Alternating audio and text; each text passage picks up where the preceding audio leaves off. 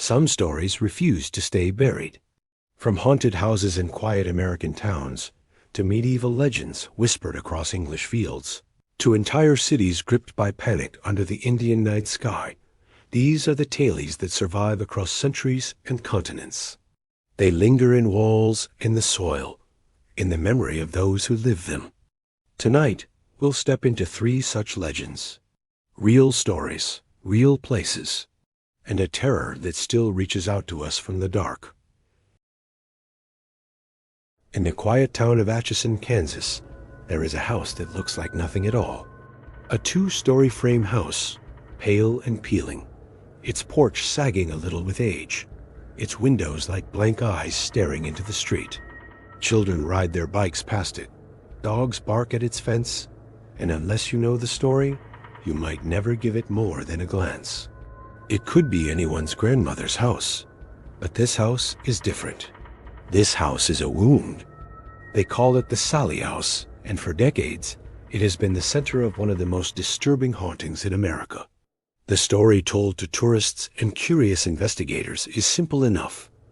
A little girl named Sallie died here, her spirit too restless or too innocent to move on. People say she still lingers in the upstairs nursery, playing tricks, looking for comfort, calling out to those who will listen. A lonely child's ghost, nothing more. But anyone who has set foot inside will tell you the truth is not so simple. The haunting did not begin as whispers or games. It began with violence. A young couple rented the house in the early 1990s, hoping for a fresh start. The house was small but affordable, the kind of place young parents might hope to raise children in. The wife noticed little things at first, lights flickering, objects moving from one shelf to another, the family dog growling at empty corners. She felt watched, but never harmed. Her husband, however, was not so lucky. He woke one night gasping in pain, 3 long scratches burning across his chest as though gouged by claws. Another time, while climbing the stairs, something shoved him from behind so hard he nearly fell. He described cold winds whipping past him indoors, and the smell of smoke filling rooms, though nothing burned. He grew pale, exhausted, frayed by nights of torment. His wife, strangely, remained untouched. It was as though whatever lived in the house had chosen its prey. The pattern repeated itself with chilling precision. The entity lashed out almost exclusively at men. Husbands, brothers, investigators. Those who entered the nursery often left with marks, scratches on their arms, welts across their backs, burns like handprints pressed into their skin. Women reported unease, dread, whispers in the dark, but seldom physical harm. The ghost, if that was what it was, seemed to target only men. And yet, the house was not content with scratches. Tenants began to notice fires that started without reason. A candle left cold would suddenly burn down to wax. An outlet sparked, though nothing was plugged in. Curtains smoldered, as though a flame had passed too close. On more than one occasion, small fires flared in empty rooms, only to vanish before causing serious damage. Fire marshals blamed faulty wiring, but inspections found nothing. The fires seemed to appear where fear was highest, like bait dangled before those already unnerved. The nursery itself was the heart of the house. Small, with faded wallpaper and a single narrow window, it carried the thick stillness of a room too long sealed. Visitors described sudden temperature drops there, their breath visible even in the heat of summer. Toys placed on shelves were found on the floor, rolled into corners, or stacked in strange patterns. Recorders placed in the room often captured giggles, sighs, or sobs that no one present had made. But sometimes those sounds bent into something else, too deep, too guttural, a voice that did not belong to a child at all. Investigators came, drawn by the fame. The house gathered as word spread. Psychics declared the presence of a little girl, lonely and confused. But others whispered darker things. That Sallie was no child, but a mask. That the entity had learned to wear the shape of innocence, the way a hunter wears the skin of prey to lure others closer. One group of ghost hunters reported hearing a girl's voice call from upstairs. They followed, flashlights shaking in their hands. In the nursery, they found a shadow crouched in the corner, too small to be an adult, too still to be a child. When they turned their lights upon it, it vanished. One of the men stumbled back screaming, a fresh burn across his forearm in the shape of small fingers. Others saw shapes taller, wider, wrong. Dark figures that seemed to lean from the walls themselves, stretching like stains that moved when no one else did. And always, afterward, came the same marks, the scratches, the bruises, the burns. The haunting did not end when people left the house. Several investigators described dreams that plagued them long after. Dreams of children with hollow eyes standing at their bedsides. Dreams of laughter that grew shrill and broke into screams. Dreams of a shadow that sat at the foot of the bed, watching silently, the shape of a girl but heavier, denser, too solid. Some woke with marks on their skin that mirrored what men had suffered in the house. Scratches, bruises, burns. Others reported hearing Sally's voice days or weeks later, soft and playful, whispering their names in the dark. One man, a seasoned paranormal researcher, confessed that he felt something attached to him in the nursery, something that followed him home. His electronics malfunctioned, lights in his house flickered. Objects moved when no one was near. He spoke of hearing breathing in empty rooms, of feeling small hands press against his chest while he slept. His testimony ended abruptly. He refused to speak further, refused to set foot in the house again. He said only that whatever Sallie was, she was no ghost. And that is the question that hangs over the Sallie House to this day. Ghosts are echoes, memories trapped in place, repeating fragments of the past. They may frighten, they may startle, but they do not adapt, they do not hunt, they do not burn and bite and choose. Sallie does all of these things. She reacts. She grows stronger with attention. She seems to feed on the fear and the fascination, the way a parasite feeds on its host. That is why so many investigators believe Sallie is not a child spirit at all, but something older, something hungrier. Some locals whisper that long before the house was built, the land was used for rituals better left unnamed. Others claim the house's first owner dabbled in practices that left the door open for whatever waits inside. Still others say Sallie was real, a child who died in pain, but that her memory was swallowed by something darker that found her image useful. Whatever the truth, the house remains. It is maintained now as a tourist attraction, a test of courage for those who wish to prove they do not fear the dark. Guides lead visitors through its rooms, pointing out hotspots, replaying recordings of laughter, showing photographs of scratches that appeared on bare skin in seconds. But no photograph, no recording, no story truly conveys the weight of the air in that place, the way silence presses down in the nursery, the way the stairwell seems to lean inward when you climb it alone, the way the shadows gather too thick in corners as if waiting for you to look away. If you ever step inside, remember this: Sallie is not a child. Children do not set fires. Children do not carve marks into men's flesh with invisible claws. Children do not follow visitors home to whisper their names at night. The Sallie House wears a mask, and it is a mask it has worn long enough to fool many. But behind it is something older, something that has learned to wait patiently, to lure the curious, to strike when it is fed. And once you acknowledge it, once you let it touch you, it remembers. You may leave the house. You may leave Atchison. You may even convince yourself you are only scared of creaking wood and bad wiring. But when the lights flicker in your bedroom, when you feel a burn on your chest, when you wake to laughter that does not belong to anyone in your home, you will remember. Because Sallie does not stay behind. She only waits for you to invite her in again. The haunting of a single home can torment a family, but sometimes a story stretches further back through centuries, into the strange folds of history itself. Long before America's restless ghosts, England recorded a legend that still defies explanation. In the 12th century, when England was still marked by the scars of conquest and the slow settling of Norman law upon Saxon soil, there lay in Suffolk a village called Woolpit. It was a modest place, no greater than a scatter of cottages pressed close around a church, its wooden spire leaning against the sky.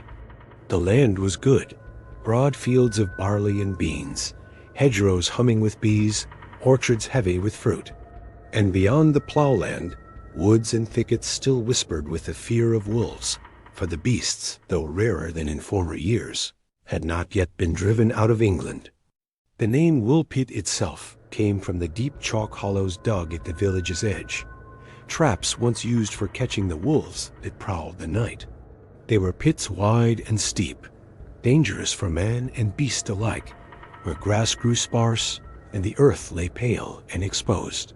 The villagers avoided them unless work demanded, for they had a reputation, even then, of being places where missteps ended lives.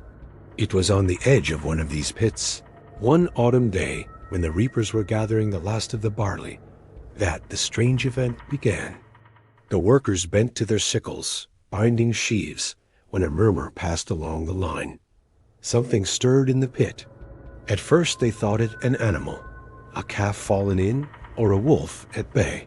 But as they drew closer, two small figures were seen, standing weakly in the shadows. They were children, a boy and a girl, their hands clasped tightly together. Their clothes were coarse, of a weave no one in Woolpit knew. Their hair was dark and fine, and their skin was green.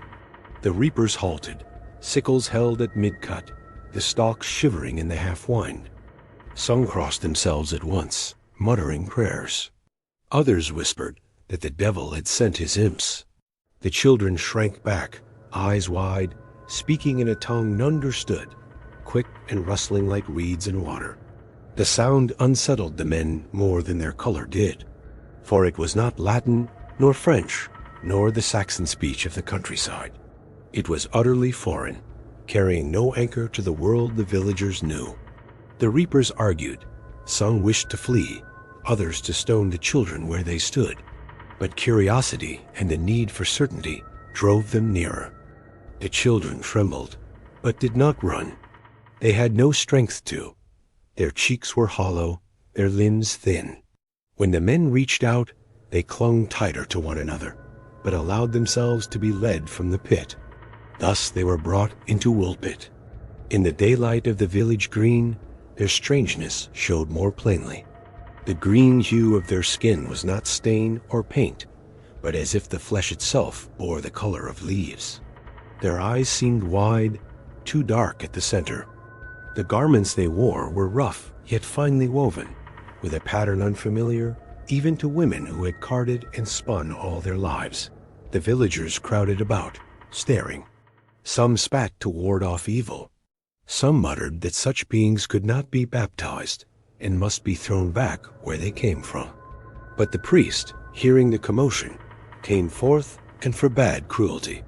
Whatever they were, he said, they bore the shape of God's creatures and were to be treated as such. Food was brought. Bread, cheese, meat left from the morning's meal. The children refused all, turning their faces away. They cried when pressed, their speech fast and pleading, yet still beyond comprehension. For days they would not eat, and some feared they would die.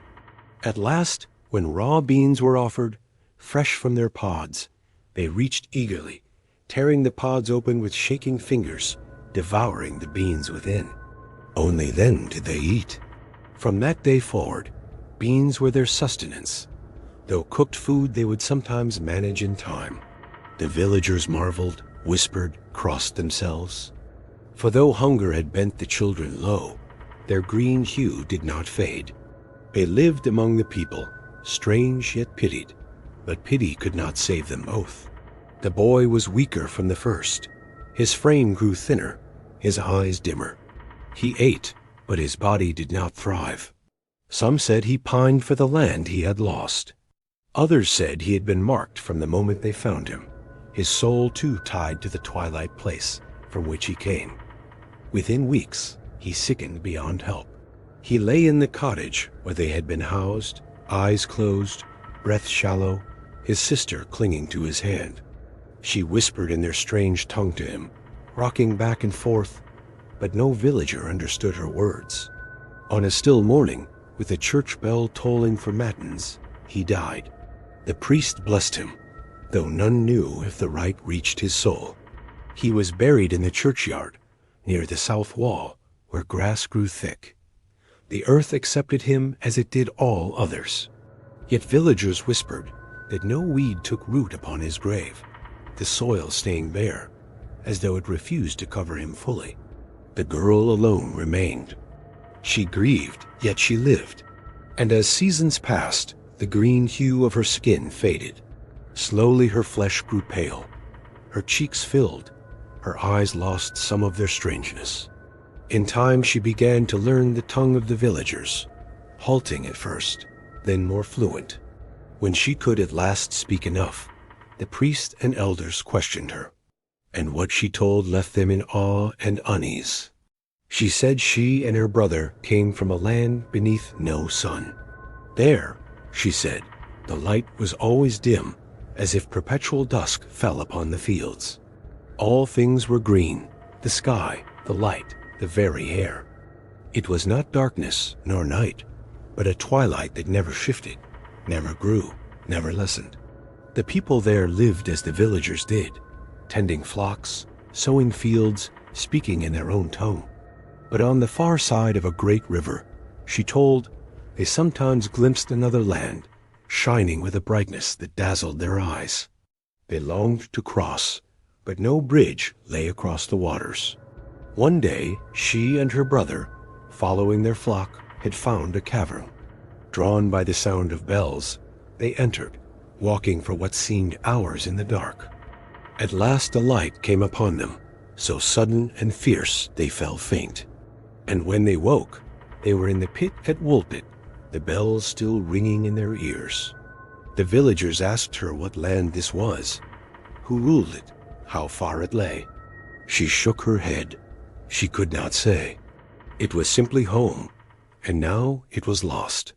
She was baptized, given a name, taught the prayers. She lived among the people of Woolpit, yet never wholly became one of them. She worked, she laughed at times. She learned their ways, but always her eyes were distant. She listened at night for sounds no one else could hear. At times she grew restless, walking to the edge of the fields, staring westward as if waiting. Some said she grew into a woman of strange temper, quick and unsettled, as if the twilight world still clung to her spirit. Others said she learned to live as any Christian, taking comfort in the church and its rites. The stories differ, as stories do, but all agree that she remained marked, never quite shedding the otherness that came with her from the pit. Travelers carried the story far. To monks in cloisters, to lords in their halls, the tale of the Green Children was told. Chroniclers set it to parchment. Some declared it a miracle, a sign of God's mysteries. Others called it a deception of the devil. A few wondered if there were lands still hidden upon the earth, worlds beneath our feet, waiting to touch ours by chance. And still, the villagers swore the truth of it. They had seen the children with their own eyes. They had heard their speech, buried the boy, baptized the girl. They had watched her grow, half of their world and half of another. Even centuries later, Woolpit remembers. The pits have long since softened, their edges grown with grass and hedgerow. Wolves no longer prowl Suffolk, and the village itself has changed. But on certain evenings, when the dusk lies green over the fields, the air grows strange near the old hollows. Sheep balk, refusing to step close. Children claim to hear voices, quick and rustling, carried on the wind. Some say a faint glow rises from the ground, as though the twilight of another world seeps upward still. The girl died and was buried near her brother. Yet villagers whispered that on quiet nights, a sound of bells can still be heard near the churchyard, soft and far, calling from beneath the earth. And in dreams, some see her face, pale now, yet with eyes that look past the dreamer into distances unseen. The Green Children of Woolpit remain in legend. Perhaps they were only lost wanderers, their strangeness born of hunger and fear. Perhaps they were fairy children, caught between worlds. Or perhaps, as some whisper still, they were emissaries sent from a dim-lit place of different physics, who stumbled too far and could never return. Whatever the truth, the villagers knew this. They had come, they had been seen, and they had not been wholly of this earth. The boy sleeps in strange soil. The girl lived and died among men, but neither was forgotten. For the earth hides hollows deeper than any pit, and sometimes those hollows open, and what dwells within steps blinking into the day. And though the pits of Woolpit are filled, though the village grows and the fields spread wide, the story lingers. For once, long ago, 2 children climbed out of the earth itself, green as leaves, speaking in whispers no man understood, and left behind a silence that no years can cover. From the twilight edges of medieval folklore, we move to a modern city where myth returned in the flesh. A legend not buried in old manuscripts, but alive in newsprint and eyewitness cries. In Delhi, 2001, terror wore the face of something neither human nor beast. In the summer of 2001, Delhi was restless. The air lay heavy with dust and heat, pressing against the skin like damp cloth. Even at night, the city did not breathe. Dogs barked at empty alleys, the hum of generators rose and fell with the blackouts, and every shadow seemed alive with its own unease. It was the season when tempers frayed and sleep came hard, when people crowded onto rooftops to escape the suffocating rooms below, lying awake under the haze of stars. It was in that season, when the city was stretched thin and tired, that something began to move through the night. The first reports came quietly.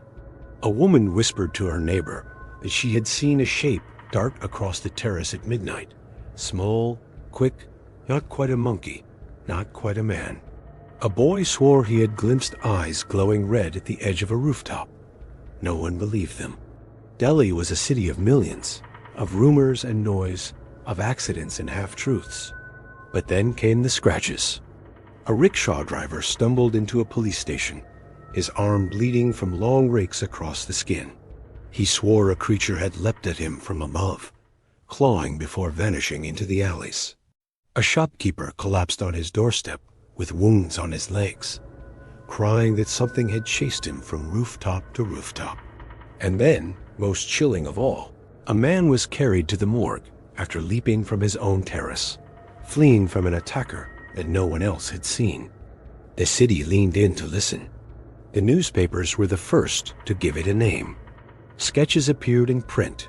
A squat figure, black-furred, with a metal helmet gleaming on its head and claws on its hands. Headlines shouted of the Kala Bandar Delhi's Black Monkey Man. Rumors spread faster than the heat. In tea shops, in crowded buses, in the queues at ration shops, people whispered, "It has claws. It leaps from roof to roof. Its eyes are fire." The police tried to laugh it off. They blamed pranksters in masks, thieves stirring panic, men dressing in furs to scare the gullible. But the reports did not stop.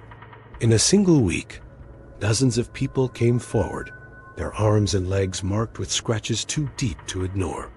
Doctors at clinics treated wounds they could not explain. Some looked like the work of nails, others like burns, others like teeth. No two were alike, and yet all bore the same story: a monkey man in the night.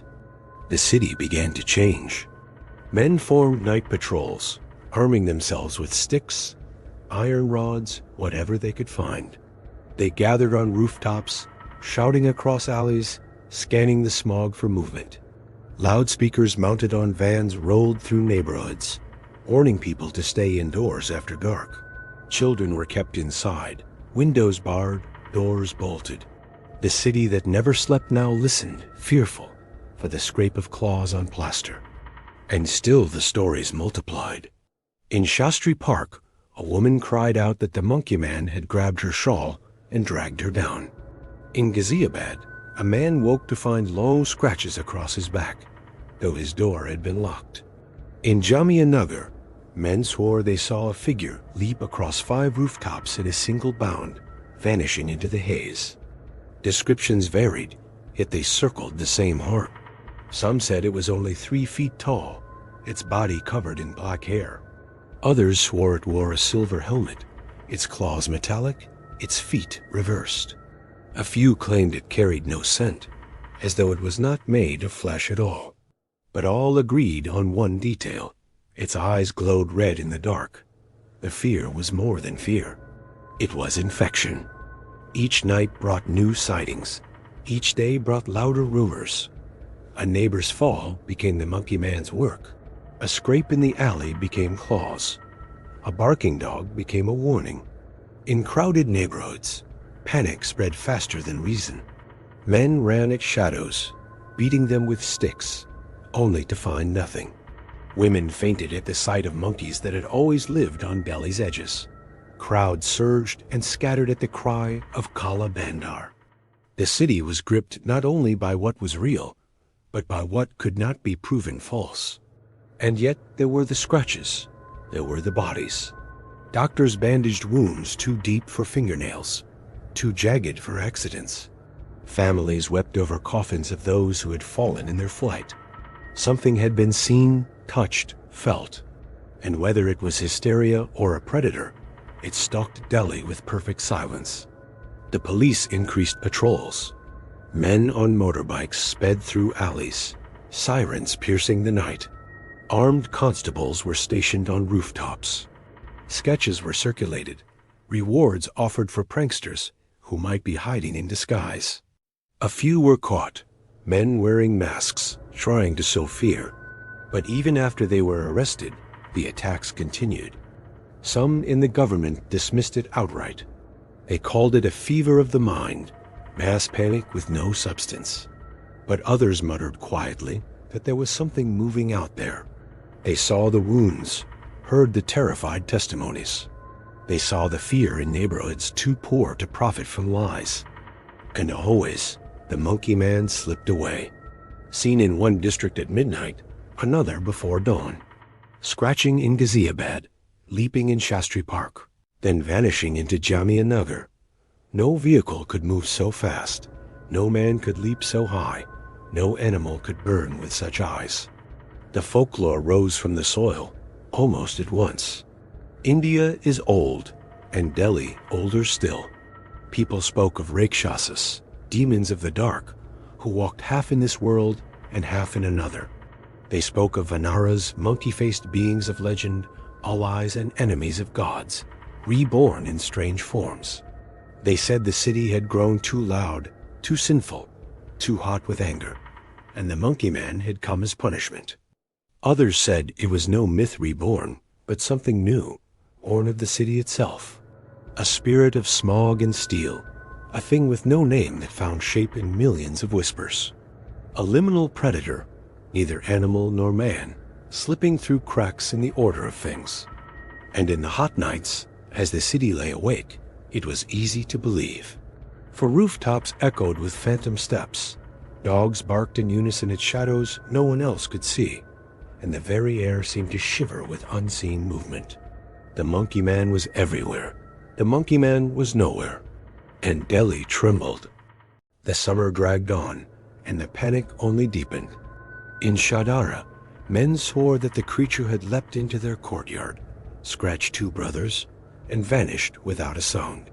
In Trinagar, a family claimed they woke to hear footsteps circling their roof, heavy and quick, but when they rushed up the stairs, nothing was there. In one neighborhood, a crowd gathered, certain that the monkey man was hiding in a shed.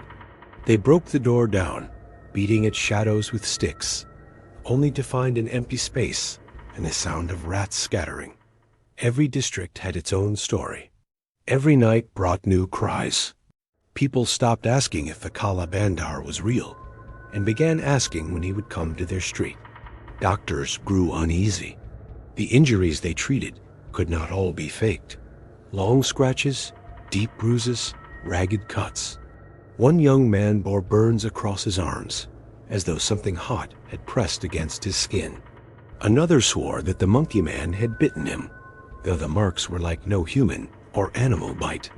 Skeptics dismissed these wounds as accidents, but the fear in the victim's eyes told another story. Police reports filled with contradictions. Some witnesses claimed the monkey man was barely 3 feet tall. Others insisted he was taller than a man. Some swore his hands were metal claws, others that he was covered in matted fur. But in every account, one detail repeated: the eyes glowing red in the night as though lit from within. A patrol log recorded one constable swearing he had seen the eyes on a rooftop. By the time he raised his rifle, they were gone. Another officer claimed to have chased a shadow down an alley, only to find himself staring at a blank wall, too high and smooth for anything to climb. Even among the police, unease spread. The newspapers fanned the fire. Each day brought new headlines, each headline new sketches. Some showed a furry beast crouching with claws raised. Others showed a figure in a helmet, mechanical, half machine. The stories contradicted one another, yet all seemed possible. The more the papers printed, the more the panic grew. In the evenings, crowds gathered at tea stalls, voices low, arguing over what the monkey man really was. A demon, a prankster, a spirit born from the heat. Some said he had always been in Delhi, hidden in its ruins, only now choosing to show himself. Others whispered that he was sent from outside, some foreign creature loosed into the city. Whatever the explanation, the fear was real. Hysteria itself began to kill. One woman, convinced the monkey man was clawing at her door, leapt from the window in panic. She did not survive the fall. A man on a crowded terrace shouted that he had seen glowing eyes in the smoke. The crowd surged, scattering in terror, and several were trampled in the chaos. Delhi was eating its own fear. The police pleaded for calm. Officials gave statements that there was nothing to fear, that the Kala Bandar was rumor and panic. But the people no longer listened. They knew what they had seen, what they had heard, what their neighbors had carried home in blood. And every night, the city's dogs barked at nothing. Folklore rose like smoke around the panic. Priests spoke of rakshasas, demons that took forms to torment men. Old grandmothers muttered of spirits that lingered at thresholds, neither human nor beast, feeding on fear. Stories of the Vanara, monkey-faced warriors of the Ramayana, were retold with darker edges. The Kala Bandar was no mere animal. People said, he was punishment. He was a curse. He was a predator from between worlds. And in truth, Gallian that summer was ready for such a tale. The air was thick with exhaustion. The city was swollen with millions, its alleys narrow, its power failing, its nights long and restless. Fear needed only a spark. The monkey man gave it fire. By June, the panic began to ebb. The patrols grew fewer. The headlines grew quieter. Arrests of pranksters were held up as proof the danger was gone. The police declared the matter closed. The officials spoke of hysteria, of mass delusion, of nothing to be feared. But the people remembered. The scratched bore their scars. The families of the dead did not forget, and those who had seen the eyes, 2 points of red fire burning above them in the smog, never slept easily again. The monkey man vanished as suddenly as he had appeared. No body was ever found. No mask explained all the wounds. No prankster confessed to leaping across rooftops miles apart in a single night. The city moved on, but not completely. Even now, years later, the stories linger.